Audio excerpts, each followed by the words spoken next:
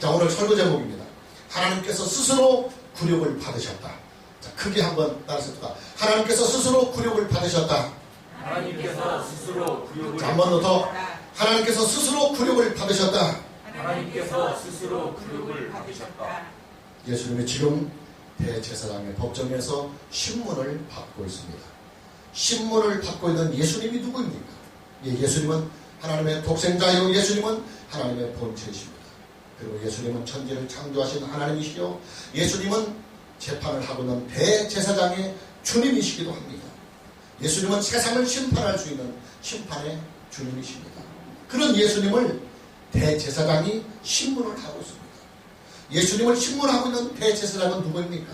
이 대제사장은 예수님이 창조하신 피조물이요, 또 예수님을 주님으로 섬겨야만 하는 예수님의 종이요, 또 예수님에게 심판을 받아야만 하는 죄인입니다.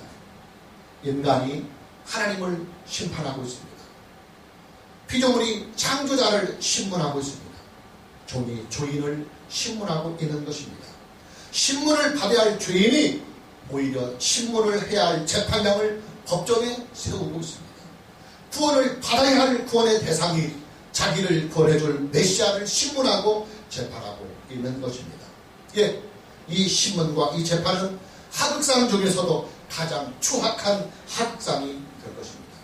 문제는 이 하극상을 누가 만들어 가고 있느냐 하는 것입니다.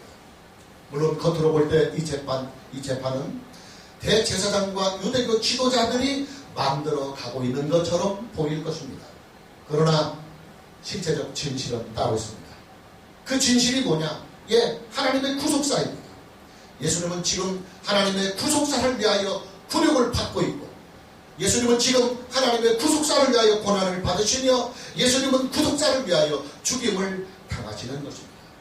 가장 중요한 사실은 예수님께서 대제사장에게 신문을 받고 재판을 받고 있는 이 사건을 통해서 우리는 기독교가 가지고 있는 복음의 위대함을 발견할 수 있다고 하는 사실입니다.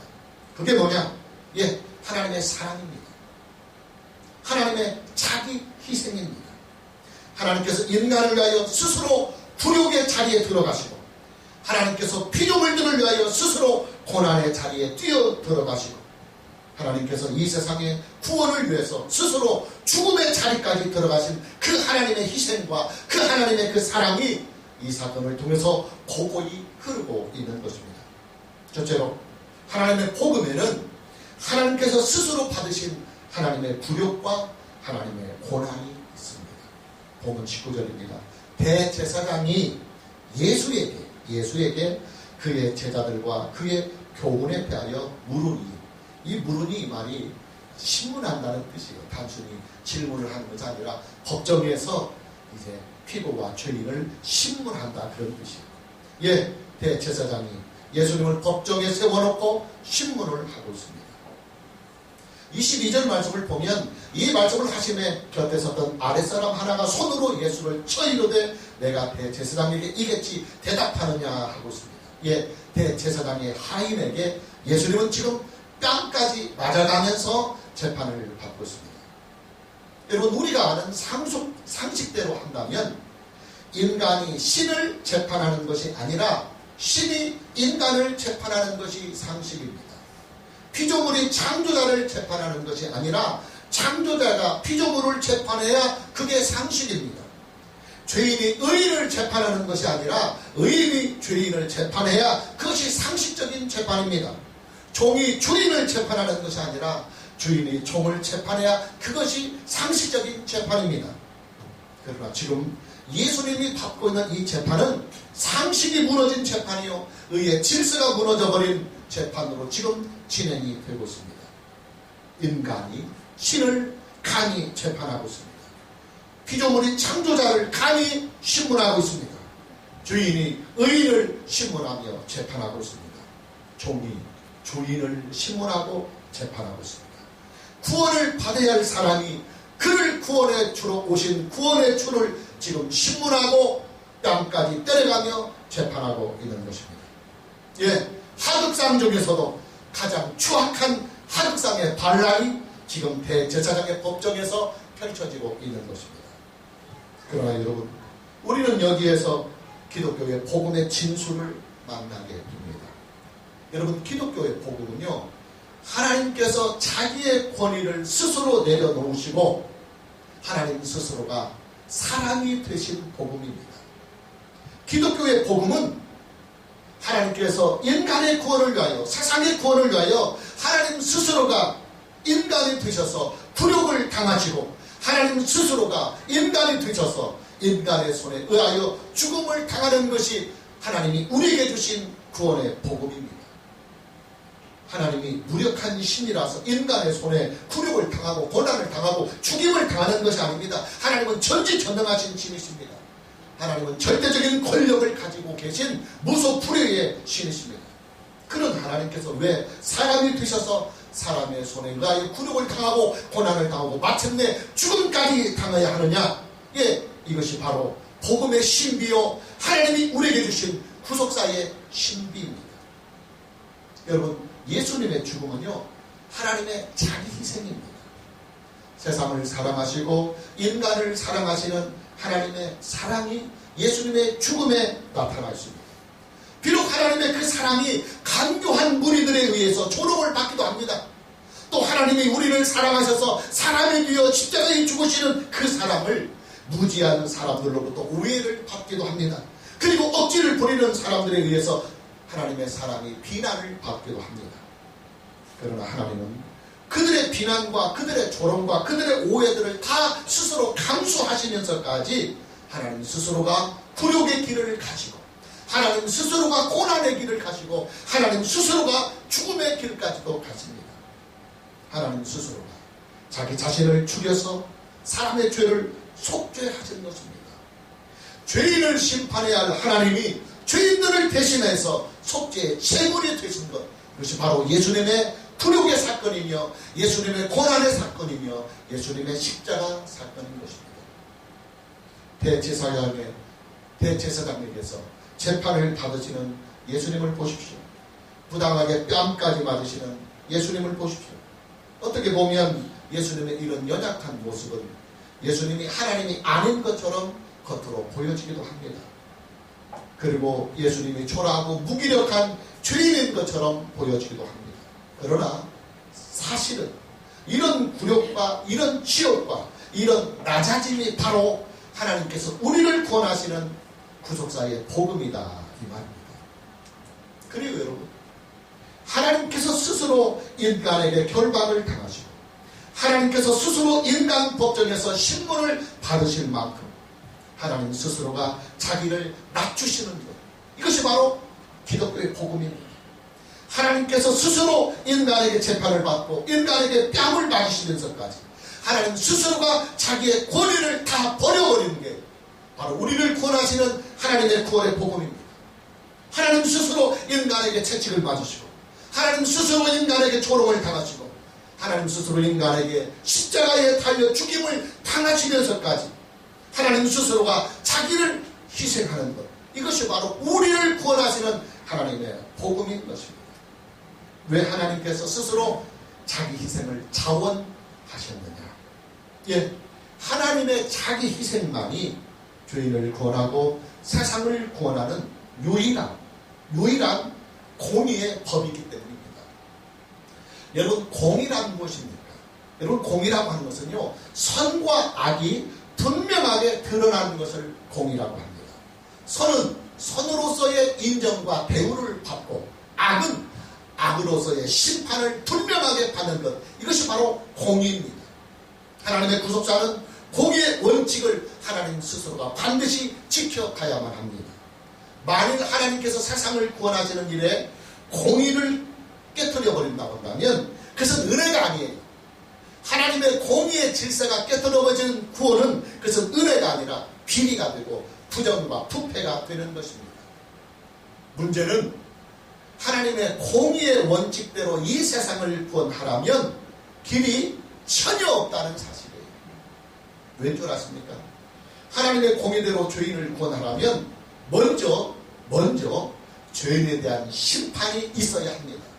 공의란 선과 악이 분명하게 드러나야만 하기 때문에 하나님이 공의를 가지고 세상을 구원하시려고 한다면 먼저 이 세상의 죄에 대하여, 인간이 가지고 있는 죄에 대하여 먼저 심판이 있어야 합니다. 죄에 대한 심판이 없이는 하나님의 공의의 원칙이 세워질 수 없기 때문입니다. 중요한 사실은 이 세상, 우리가 하나님께 지은 죄는 벌금형 아니면 징역형이 아니라 사형에 해당하는 죄라는 사실이에요. 성경은 로마서 6장 23절 참고 9절에서 이렇게 말씀하고 있습니다. 죄의 삭은 사망이다. 죄의 삭은 사망이다. 우리가 하나님께 지은 범죄의 결과는, 그 형벌은, 처벌은 사형이다, 그 말이에요. 예, 공의의 원칙으로는 우리는 전혀 하나님 앞에 구원받을 수 있는 길이 없습니다. 여러분, 그렇잖아요. 구원이라고 하는 것은 사람을 살리는 일이 구원입니다.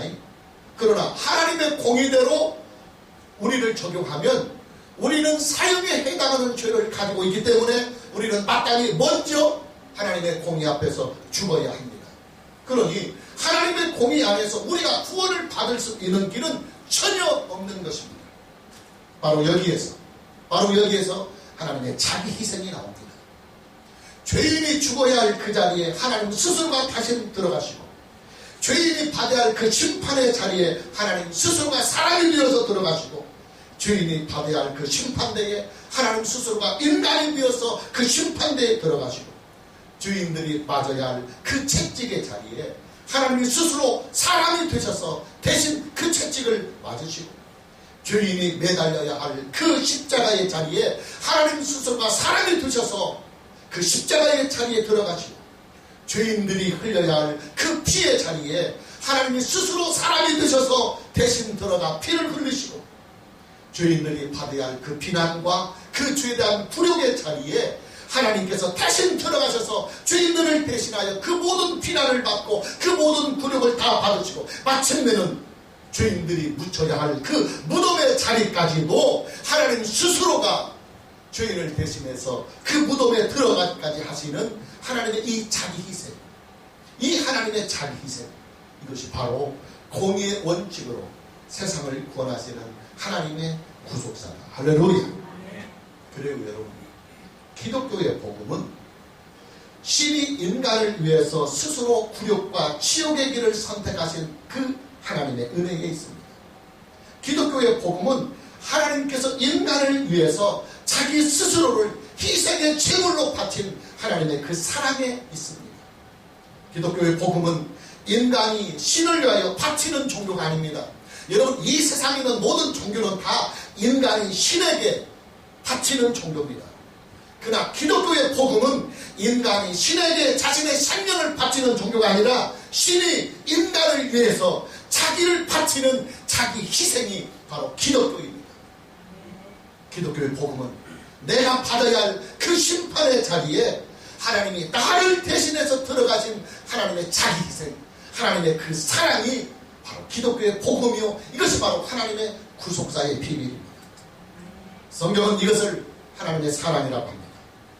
하나님이 인간을 위해서 스스로 자기를 희생하신 그 사랑, 이것이 바로 기독교의 복음이에요.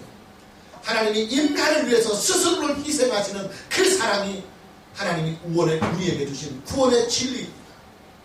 하나님이 인간을 위해서 자기 스스로를 희생하시는 그 하나님의 그 사랑이 바로 구속사의 신입니다.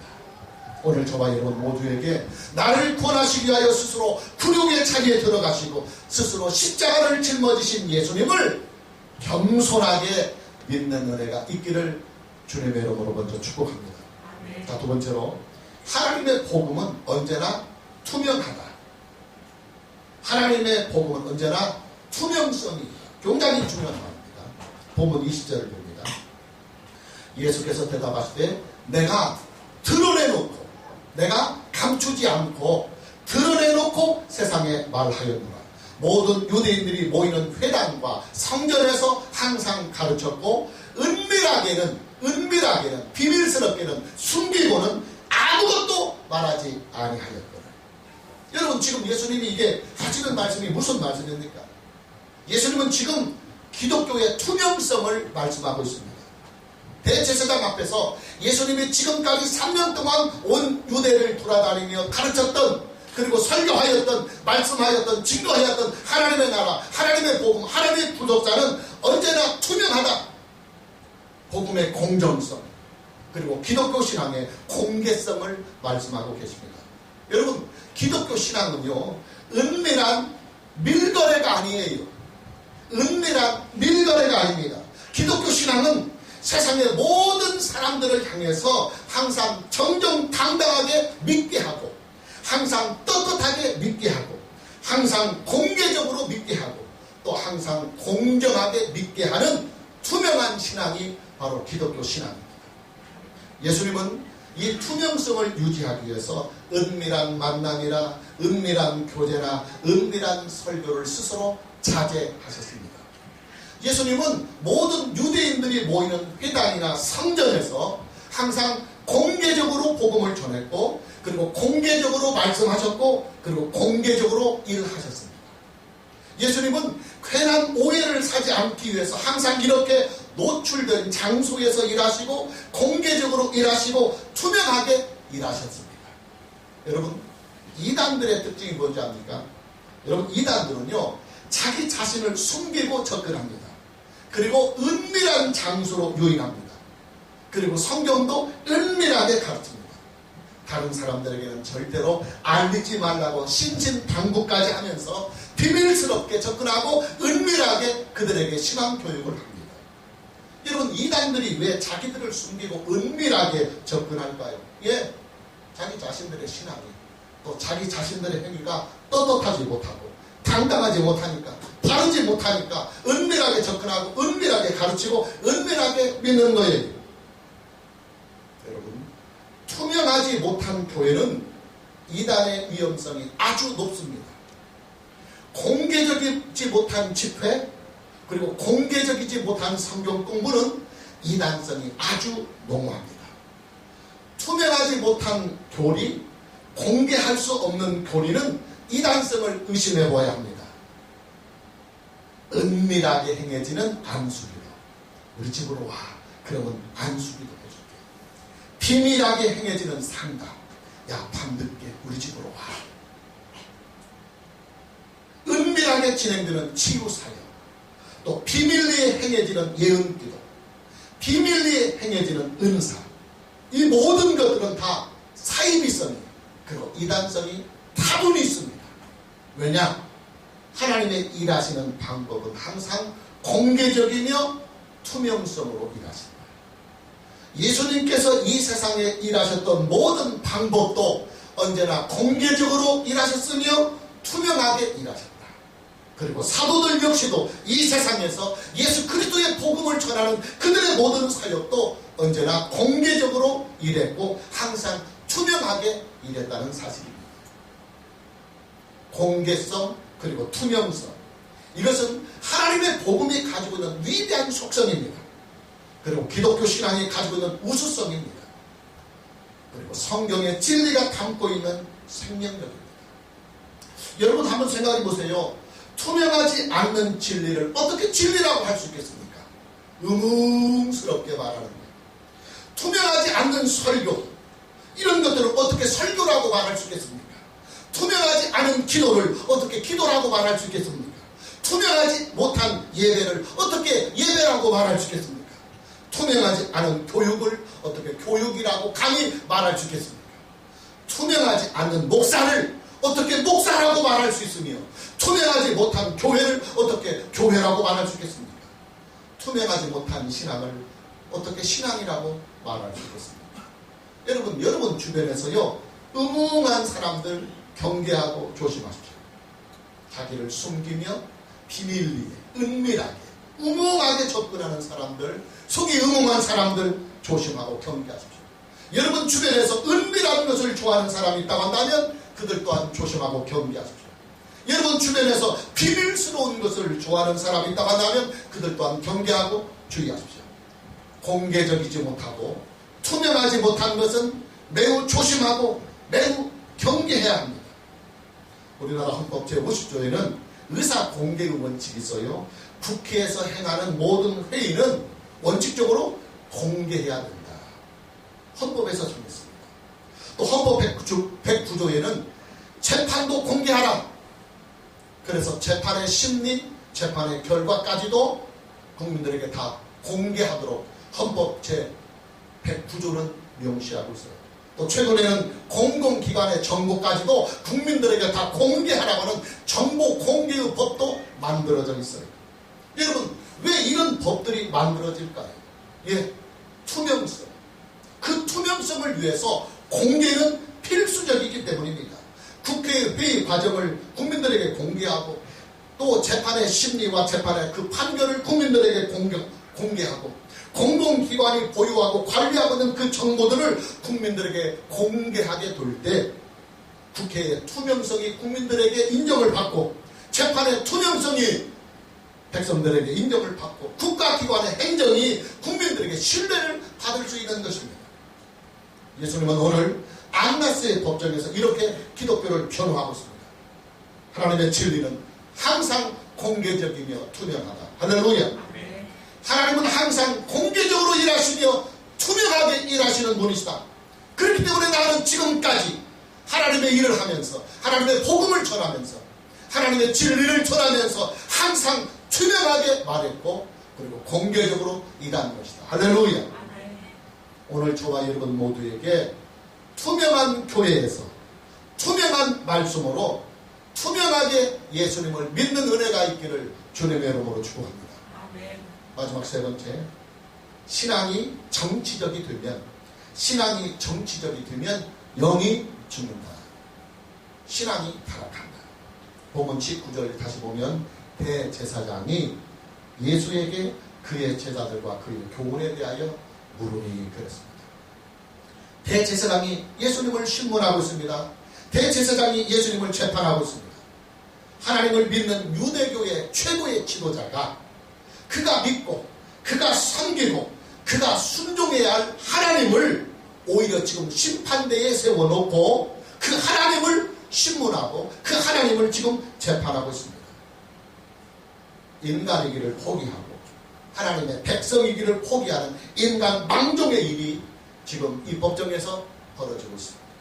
차라리 빌라도 총독처럼 하나님을 전혀 모르고 또 하나님을 믿지 않는 이방이라고 한다면 그나마 이해라도 좀 해볼 수 있겠지만, 대제사장은 차원이 다릅니다. 여러분, 대제사장이 뭐 하는 사람입니까? 대제사장은 하나님을 믿고 또 하나님을 섬기는 그 유대교의 최고의 지도자입니다. 대제사장은 하나님의 택한 백성을 대표하는 직분입니다. 대제사장은 하나님의 택한 백성들을 대표해서 하나님 앞에 그 백성들을 대표하여 속죄의 제사를 드리고, 그 백성들을 대표해서 하나님께 기도하고, 또 그 백성들과 하나님 사이를 중보하는 구속사에 있어서 아주 중대한 사역을 감당하는 사람이 바로 대제사장입니다. 자, 그런 대제사장이 지금 자기 눈앞에 하나님의 독생자가 와 있음에도 불구하고 이게 하나님의 독생자인지를 모릅니다. 그런 대제사장이 지금 하나님의 독생자가 하나님 아버지의 말씀을, 천국 복음을 전하고 있는데도 그 천국 복음을, 하나님의 메시지를 전혀 이해를 못하고 있어요. 그냥 단순히 이해를 못한다면 그나마 동정이라도 좀 해볼 수 있겠지만 적개심까지 품고 증오심까지 품어가면서 지금 하나님의 독생자를 죽이려고 하고 있습니다. 대제사장은 지금 신앙이 타락해 있습니다. 그는 지금 영혼이 죽어 있습니다. 그의 마음에는 하나님의 말씀이 없고 하나님의 언약도 없습니다. 그에게 있는 것은 오직 하나, 정치적인 이해관계뿐입니다. 예수를 죽여서 그 자신과 유대교가 얻게 될 유대교의 안정, 그리고 예수님을 죽여서 얻게 될 대제사장의 확고부동한 지위, 그리고 예수님을 죽여서 얻게 될 자신의 기득권, 이것에만 온통 집착이 되어 있습니다. 왜 이런 인간 망종의 일이 생길까요? 예, 신앙이 정치적이 되어서 생기는 현상입니다. 신앙이 정치적이 되어서 생기는 현상입니다. 여러분, 기독교 신앙이요, 정치의 옷을 입으면 순수했던 기독교 신앙이, 복음적인 그 신앙이, 구속사된 그 신앙이 정치의 옷을 일단 입어버리면 그 신앙은 세속화됩니다. 그리고 그 신앙은 현실주의자가 됩니다. 그리고 그 신앙은 계산적이 됩니다. 그리고 그 신앙은 이해관계에 빠지게 됩니다. 그러다가 결국은 신앙은 타락하고 영혼은 죽게 됩니다. 남는 것은 그저 정치적인 이해관계만 남게 되는 것입니다. 유대교 지도자들이요, 왜 예수님을 메시아로 보지 못했는지 압니까? 그들의 신앙이 정치적이기 때문입니다. 여러분, 정치는 현실이에요. 정치는 현실적인 이해관계를 추구하는 것이 정치의 생리입니다. 그러니 그들이 믿고 그들이 기다리는, 그리고 그들이 소망하는 메시아도 결국은 정치적인 메시아예요. 정치적인 그리스도, 정치적인 메시아가 그들에게 와서 그들을 로마의 속국으로부터 구원하고 그들을 세계에서 가장 살기 좋은 그런 강대국으로 만들어줄 현실적인 메시아, 정치적인 메시아를 그들은 기대했어요. 근데 예수님은 전혀 그 일을 하지 않으니까 예수님을 메시아로 보지 못하는 것입니다. 예수님은 정치적인 메시아가 아니었습니다. 예수님은 현실적인 메시아도 아니었습니다. 예수님의 출신 내력도 명문 가문이 아니었습니다. 그저 시골 나사렛 출신의 시골 청년이었을 뿐입니다. 그런 시골 청년인 예수가 전한 복음이 뭐냐? 예, 천국 복음이었어요. 영생의 복음이었어요. 그러니 유대인들과 그리고 유대교 지도자들의 눈에는 예수님이 유대교의 민심을 흉흉하게 만들고 유대교 지도자들의 그 부정과 부패와 비리를 까발리는 유대교의 적으로만 예수님이 보였던 거예요. 우리들 주변에서도 신앙이 아주 정치적인 사람들이 있어요. 현실적인 이해관계를 위해서 예수님을 믿는 척하는 사람들이 의외로 많아요. 현실적인 이해관계를 위해서 교회를 나가고 현실적인 이해관계를 따라서 신앙생활을 하고 있는 사람들이 의외로 많아요. 결국 그들은 선택의 순간이 왔을 때 그들은 예수를 선택하지 않아요. 그들은 바라바를 선택합니다. 유대 백성들처럼 말입니다. 우리가 조금 있으면 그 본문을 보게 될 것입니다. 예수님이 십자가에 달릴 때 빌라도는 예수님이 죄가 없음을 알고 그를 놓아주려고 했습니다. 전통에 따라서 유대인의 명절에는 죄인을 풀어주는 전통이 하나 있어요. 그래서 빌라도는 그 전통에 따라서 예수님을 풀어주려고 이스라엘 백성, 유대교 백성들에게 묻는 거예요. 자, 내가 명절에 대해서 한 사람을 석방해야 되겠다. 누구를 석방하느냐? 그랬더니 그들은 예수는 십자가에 달리고 감옥에 가 있는 바라바, 그를 살리라 요구합니다. 여러분, 기독교의 복음은요, 정치적인 복음이 아니에요. 기독교의 복음은 현실적인 이해관계를 따지는 복음이 아니에요. 기독교의 복음은 기독교인들의 성공과 출세와 축복을 주는 복음이 아니에요. 이런 것들을 주시기 위하여 하나님의 아들 독생자가 이 세상에 사람을 오시고 십자가에 달려 죽은 것이 아니에요. 만일 정치적이며 현실적인 이 물질의 문제, 성공과 이 출세의 문제만을 해결하려고 했다고 한다면 하나님이 사람이 되실 이유도 없고 그 예수님이 십자가에 달려 죽을 필요가 없어요. 하나님의 능력으로 다 하실 수 있어요. 능력만 가지고 하나님의 자기 희생 없이도 우리를 얼마든지 성공시킬 수 있고 얼마든지 출세시킬 수 있고 우리들에게 얼마든지 물질의 복을 주실 수 있어요.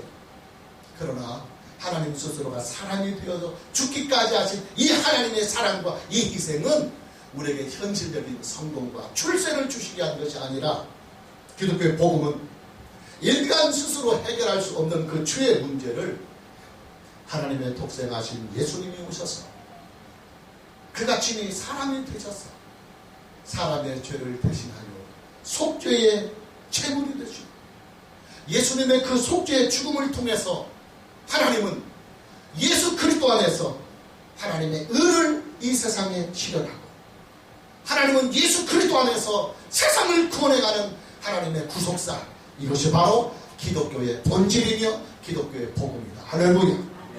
물론 하나님의 구속사는 우리가 살고 있는 이 현실 속에서도 어느 정도 이루어지고 있는 것이 사실이에요. 그러나 완전한 하나님의 구원의 성취, 완전한 하나님의 구속사의 실현은 부활과 천국에서 이루어집니다. 그래서 기독교의 복음은 부활과 천국 복음.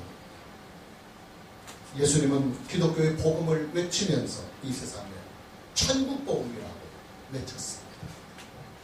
오늘 저와 여러분 모두에게 예수님을 믿을 때에 여러분이 정치적인 이해관계, 현실적인 이해관계를 얻기 위해서 예수를 믿는 그런 어리석은 신앙을 벗어버리고 구속사로 예수님을 믿는 은혜가 있기를 주님의 이름으로 축복합니다. 자, 마무리합니다. 예수님이 대제사장 앞에서 받은 이 굴욕과 이 고난, 그리고 십자가에 달려 자신의 생명까지도 우리를 위해서 주시는 예수님의 이 희생은 하나님이 우리에게 주신 하나님의 사랑입니다. 할렐루야. 하나님의 이 사랑이 지금 저와 여러분에게 있어요. 하나님의 이 사랑이 지금 저와 여러분에게 있어요. 하나님의 이 사랑이 지금 저와 여러분의 믿음과 저와 여러분의 구원을 책임져 주고 있어요.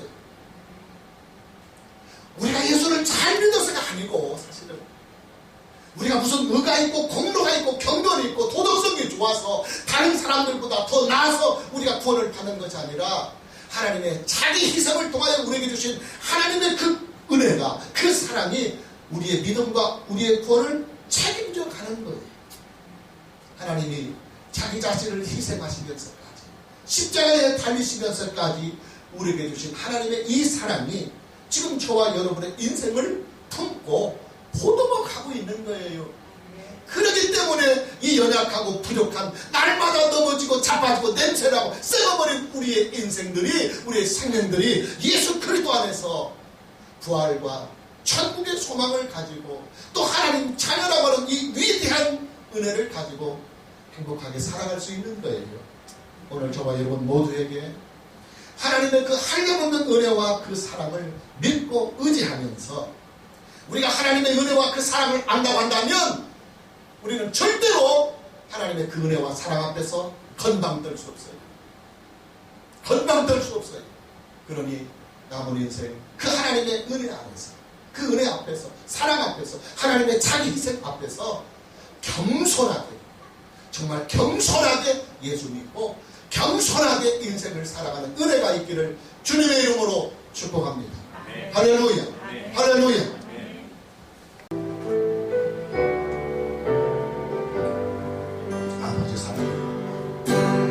아버지 사랑 내가 노래, 아버지 은혜 내가 노래, 그 사랑 변함없으신, 거짓 없으신, 성실하신 그 사랑, 상한 갈 때 걷지 않으신, 꺼져가는 등불 끄지 않은 그 사랑, 변함없으신, 거짓 없으신, 성실하신 그 사랑,